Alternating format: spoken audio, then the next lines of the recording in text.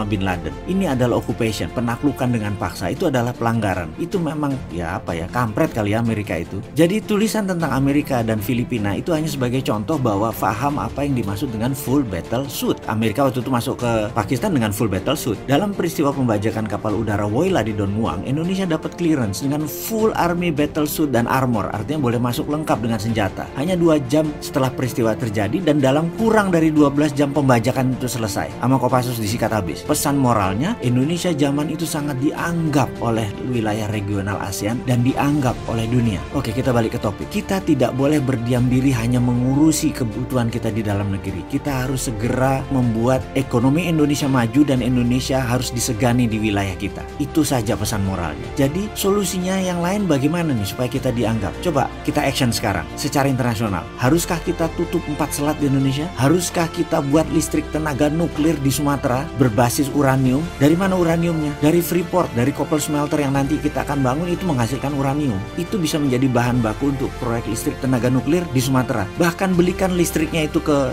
Singapura atau ke Malaysia. Mereka butuh listrik. Atau ada cara lain yang lebih positif seperti Gajah Mada waktu menaklukkan Nusantara dulu. Pertanyaannya sekarang, ada nggak sih yang berpikir tentang bagaimana supaya membuat Indonesia dianggap oleh dunia?